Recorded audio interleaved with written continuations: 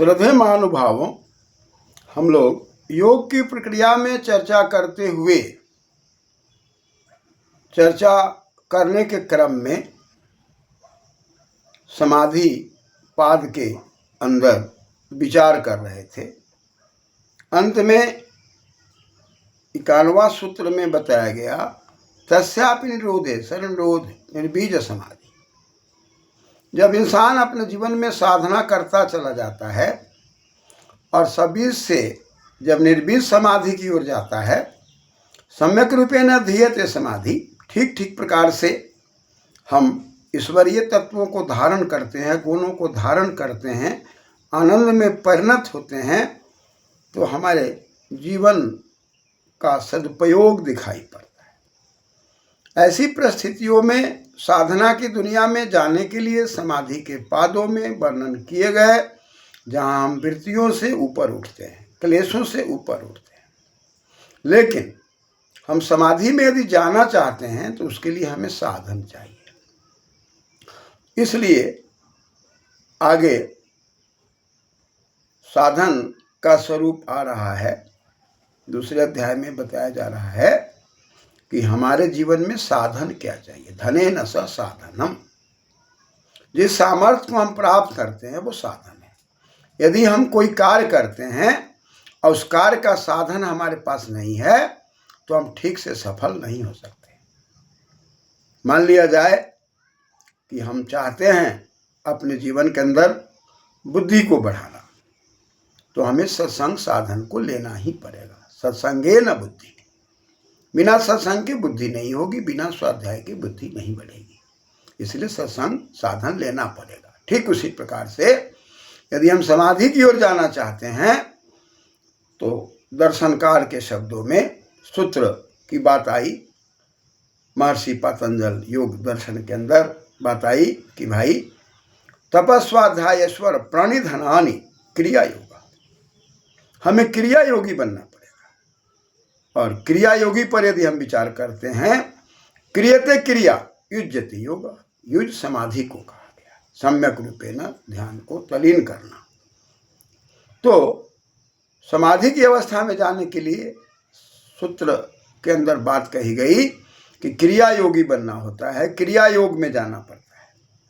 तो योग में घय प्रत्यय लगे युज्यते योगा, और क्रिया पर विचार करें, क्रियते क्रिया, डुकरी करने धातु, रिंग से एक लिंगसु से यक आगम सब प्रत्यय और रिंग होकर के क्रिया शब्द व्युत्पन्न है। यानी कि हमें अपने जीवन में सक्रियता लानी होगी, हमें अपने जीवन में तत्परता लानी होगी, आलस का परित्याग करना होगा, तब हम क्रिया योग की ओर जाएंगे। तो क्रिया योग जाने के लिए हमको क्या साधन चाहिए? बिना साधन के हम समाधि के मार्ग पर नहीं चल सकते। इसलिए पहला साधन हमको तप चाहिए। तप संतापे धातु, तपति तप असुन प्रत्यय लगा हुआ है। सुख दुख सहना तप कहलाता है। लाभ हानि, जन्म मरण सबको समझना और अपने जीवन को आगे बढ़ाना। सर्दी हो, गर्मी हो, जाड़ा हो, बरसात हो, फिर भी नियम की व्यवस्था को नियम में रहने देना, नियम से अलग ना होना। विद्या अध्ययन का क्षेत्र हो, विद्या पढ़ाने का क्षेत्र हो, कार्य करने का क्षेत्र हो, हर कार्य में नियमितता को बरतना, सुख दुख सहना और अपने आप को तपना। तपध्वम, तप में लगे रहना, दुख सुख को सहना। जीवन में कभी लाभ है, कभी हानि है, सुख है, कभी दुख है, अच्छा है, कभी खराब है। इन सब को सहते हुए हम आगे जाएंगे, तभी हम क्रिया योगी बनेंगे। और क्रिया योग में जाने के बाद ही हम साधन से पूर्ण होकर समाधि के मार्ग में जा सकते हैं। 51 सूत्रों में जो बातें कही गई, उन सूत्रों पर सिद्धि प्राप्त करने के लिए हमें साधन चाहिए। और साधन में पहला साधन हमें तप चाहिए। सुख दुख लाभ हानि को समझने की बात आएगी और अपने जीवन को नियमित बनाने की बात आएगी। का स्वाध्याय, एक शब्द है स्वाध्याय। स्वाध्याय में सु है, अधि है और इंग गतौ धातु है, और एति से इंग है, और उसके अंदर जब हम घय प्रत्यय कर देते हैं और यनादेश कर देते हैं तब स्वाध्याय शब्द बन जाता है। सम्यक रूपेण अधिकारेण येति इति स्वाध्याय।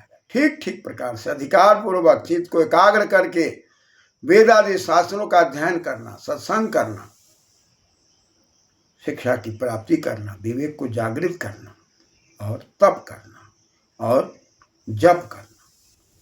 जप करना, अध्ययन करना, ये सब स्वाध्याय के अंदर आता है। सुख दुख को सह करके सुख दुख की बातों को समझता हुआ उसका अध्ययन करता हुआ आगे बढ़ना, ये सब साधन है। अतः स्वाध्याय के द्वारा ठीक प्रकार से अधिकार पूर्वक अपने जीवन में गति प्राप्त करने के लिए शिक्षा की बढ़ोतरी, उन्नति चाहिए। बिना शिक्षा की उन्नति के हम आगे नहीं बढ़ सकते। वह भी शिक्षा की उन्नति में हमें सदग्रंथों का अध्ययन आवश्यक है। उन ग्रंथों का अध्ययन हम करें जिन ग्रंथों से हमारा जीवन विकसित होगा। अतः यदि अध्ययन करते हैं तो यह भी हमारे लिए एक साधन है, और अध्ययन नहीं करते तो हम साधनहीन हैं। और साधनहीन व्यक्ति जैसे संसार सागर में कुछ नहीं कर पाते, उसी प्रकार से परम तत्व की ओर जाने के लिए यदि मेरे पास में साधन नहीं है, साधना नहीं है, तो हम आगे नहीं जा सकते। इसलिए तप जरूरी है, स्वाध्याय जरूरी है। आगे कहा स्वाध्याय ईश्वर, स्वाध्याय और ईश्वर शब्द आए। यहाँ पर आद्गुण से गुण होकर स्वाध्याय ईश्वर बना हुआ है। तो ईश्वर में ईश है और वो लक्ष्य की प्राप्ति के लिए इस इष्टौ सिद्धौ, सिद्धि के अर्थ में अस्तेश भास किस कसो वरस से वरस प्रत्यय लकर ईश्वर शब्द।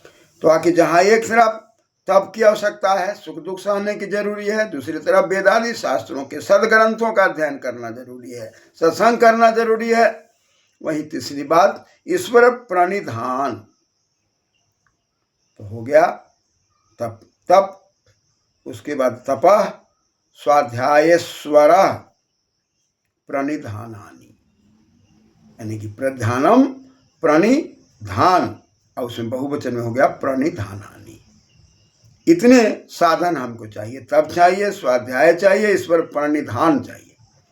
प्रणिधान में प्राणी है और दूध है, धारण पोषण धातु से लिट प्रत्यय होकर के प्रणिधान नपुंसक लिंग में प्रणिधानानि है। यानी कि वहां पर समर्पण के अर्थ हमारा जीवन, आपका जीवन परम तत्व में यदि समर्पित है तभी हम आगे बढ़ सकते हैं। यदि समर्पण नहीं है, अर्पण नहीं है, तर्पण नहीं है, तो हम तृप्त नहीं हो सकते, अर्पित नहीं हो सकते और स्वाध्याय नहीं कर सकते, चिंतन नहीं कर सकते, सुख दुख नहीं सह सकते, तो हमारे अंदर साधन की प्राप्ति नहीं होगी।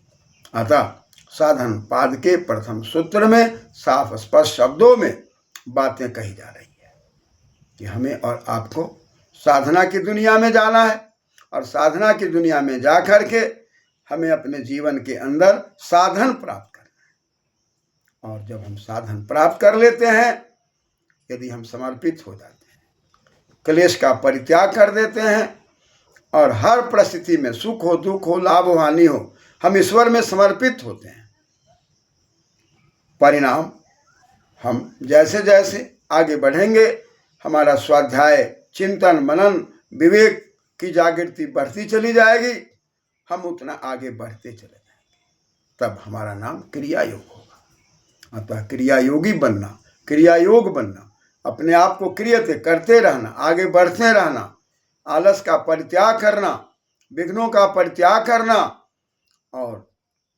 जीवन में साधना की क्रिया से जुड़कर यम नियम आसन आदि की जो बातें कही गई है, इन क्रियाकलापों से जुड़ने के बाद क्रिया योगी बन करके ही हम अंतर्मुखी हो सकते हैं। यदि हम क्रिया योग को नहीं धारण करते हैं, तप को नहीं धारण करते, स्वाध्याय को नहीं धारण करते, सदादि ग्रंथों का चिंतन मनन नहीं करते और ईश्वर में समर्पित नहीं होते, विद्या अध्ययन करने के लिए गुरु में समर्पण और साधना में जाने के लिए ईश्वर में समर्पण आवश्यक है।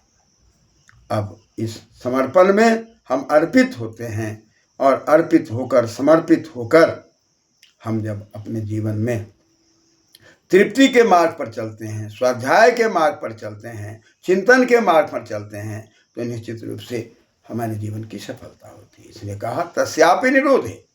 संसार के अंदर जो कुछ भी स्वावलंबन अवलंबन समाधि है, उस सभी समाधियों के अंदर प्रकृति की व्यवस्था को देखकर अंतर्मुखी होते हुए बीज से निर्बीज की ओर जाना। केवल परम तत्व ही सामने है, बाकी सारी चीज़ों को छोड़ देना और क्लेश से रहित हो जाना, और तप के बल पर, स्वाध्याय के बल पर, समर्पण के बल पर आगे हमें बढ़ते चला जाना है। परिणाम हम साधन को प्राप्त करते जाएंगे, और साधन जितना मजबूत होगा हम समाधि की ओर बढ़ेंगे। समाधि की ओर बढ़कर परम तत्व के आनंद के स्वरूप की ओर हम विचरण करेंगे। धन्यवाद।